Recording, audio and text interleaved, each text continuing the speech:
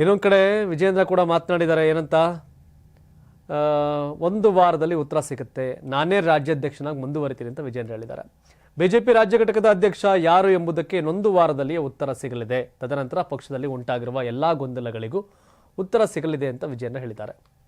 ಬಿಜೆಪಿಯಲ್ಲಿ ದಿನೇ ದಿನೇ ಹೆಚ್ಚುತ್ತಿರುವ ಆಂತರಿಕ ಗೊಂದಲಗಳ ಬಗ್ಗೆ ಮಾಧ್ಯಮದವರ ಪ್ರಶ್ನೆಗೆ ಪ್ರತಿಕ್ರಿಯೆ ಕೊಟ್ಟಂತ ಅವರು, ಆಂತರಿಕ ಗೊಂದಲಗಳು ಬಹಿರಂಗ ಹೇಳಿಕೆಗಳಿಂದ ಪಕ್ಷಕ್ಕೆ ಎಷ್ಟು ಹಾನಿಯಾಗಬೇಕೋ ಅಷ್ಟು ಆಗಿದೆ.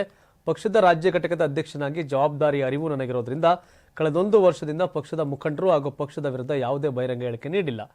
ಎಲ್ಲರನ್ನ ವಿಶ್ವಾಸಕ್ಕೆ ತೆಗೆದುಕೊಂಡೇ ಈ ಭ್ರಷ್ಟ ದುಷ್ಟ ಕಾಂಗ್ರೆಸ್ ಸರ್ಕಾರದ ವಿರುದ್ಧ ಹೋರಾಟ ಮಾಡುತ್ತಾ ಬಂದಿದ್ದೇನೆ ಅಂತ ಹೇಳಿದರು. ಬಿಜೆಪಿಯಲ್ಲಿ ಆಂತರಿಕ ಪ್ರಜಾಪ್ರಭುತ್ವ ಇದೆ. ಮಂಡಲ, ಜಿಲ್ಲಾ ಘಟಕದ ಅಧ್ಯಕ್ಷರ ಆಯ್ಕೆಗೆ ಇಷ್ಟೊಂದು ವ್ಯವಸ್ಥಿತವಾಗಿ ಸಂಘಟಿತವಾಗಿ ನಡೆದಿರುವ ಚುನಾವಣೆ ಬೇರೆ ಎಲ್ಲೂ ನಡೆಯಲು ಸಾಧ್ಯವಿಲ್ಲ.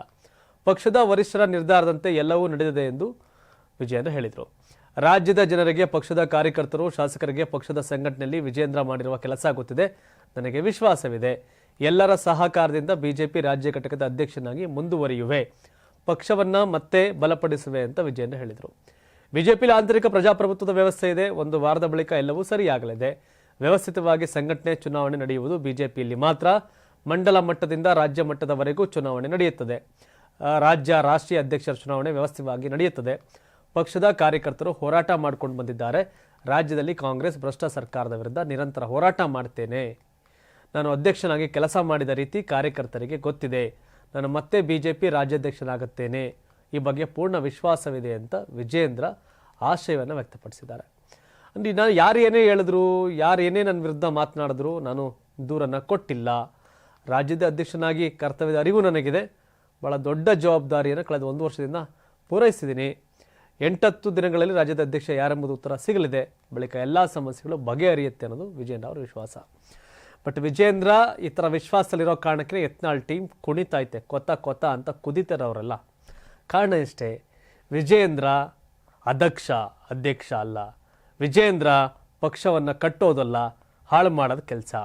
ವಿಜೇಂದ್ರ ಪಕ್ಷದಲ್ಲಿ MLAಗಳನ್ನ ಒಂದಷ್ಟು ಸೀಟ್ ರಿವ್ಯೂರ್ನ ಸೋಲಿಸಿದ್ದಾರೆ. ಬೊಮ್ಮಾಯಿನ ಸೋಲ್ಸಕ್ಕೆ ಬಂದಿದ್ರು, ಬೈ ಎಲೆಕ್ಷನ್ ಹಾನಗಲ್ ಸೋಲ್ಸಿದ್ರು, ಲೈಕ್ ಹಿಂಗೆ ಶಿಗ್ಗಾವಿ ಸೋಲ್ಸಿದ್ರು, ಲೋಕಸಭೆಯಲ್ಲಿ ಸೋಲ್ಸಿದ್ರು. ಬಿಜೆಪಿಯಲ್ಲಿ ವಿಜೇಂದ್ರ ಹಿಸ್ಟರಿ ಗೆಲ್ಲಿಸಿದಕ್ಕಿಂತ ಸೋಲಿಸದ್ದಿದೆ. ವಿಜೇಂದ್ರ ಅಂದರೆ ಕುತಂತ್ರ ಮಾಡೋದು ಪಾರ್ಟಿಯವರ ವಿರುದ್ಧ. ಈ ರೀತಿ ವಿಜೇಂದ್ರ ಬಗ್ಗೆ ಬಚ್ಚ, ವಿಜೇಂದ್ರ ಅವ್ರ ಅಪ್ಪನ ನಕಲಿ ಸಹಿ ಹಾಕಿದ್ರು.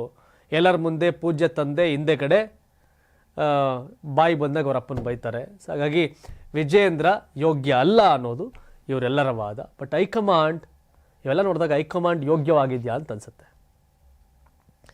ರಾಜ್ಯ ಬಿಜೆಪಿ ಕಳೆದಷ್ಟು ತಿಂಗಳಿಂದ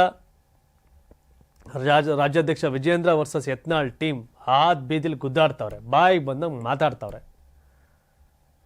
ಆದರೆ ಹೈಕಮಾಂಡ್ಗೆ ಕಣ್ಣು ಕಿವಿ ಏನೂ ಇಲ್ಲ ಅಂತ ಕಾಣುತ್ತೆ. ಇವ್ರನ್ನ ಬಿಟ್ಬಿಟ್ಟವ್ರೆ, ಬೀದಿ ಬಸವ ಬಿಟ್ಟಂಗೆ ಹೆಂಗಾರ ಸುತ್ತಾಡಿ ಗುದ್ದಾಡಿ ಅಂತ. ಅದು ಬಿಜೆಪಿಯ ಕಾರ್ಯಕರ್ತರ ಕಣ್ಣಲ್ಲಿ ರಕ್ತ ಕಣ್ಣೀರು ಗೊತ್ತಾಯ್ತೆ.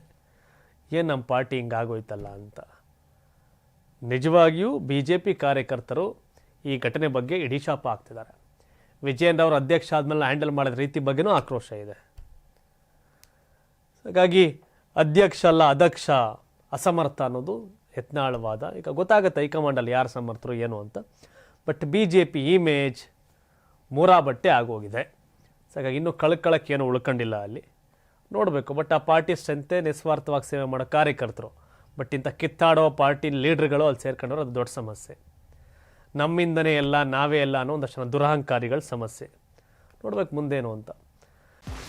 84ರಿಂದ 50 kg ಬಂದೆ, ಆಮೇಲೂ ಸಣ್ಣಗೆ ಫಿಟ್ ಆಗಿದ್ದೀನಿ. ಅದಕ್ಕೆ ನಾನು ಯೂಸ್ ಮಾಡ್ತಾ ಇರೋದು ಜೀನಿ ಸ್ಲಿಮ್.